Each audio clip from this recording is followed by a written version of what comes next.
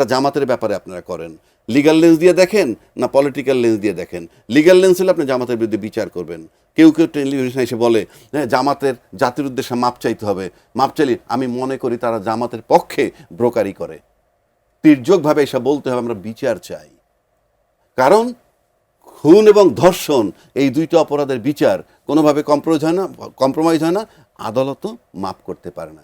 এখন আসেন, আজকে আমরা যে জায়গাটায় মানে টাইম বার্ড হয় না, তামাদিও হয় না।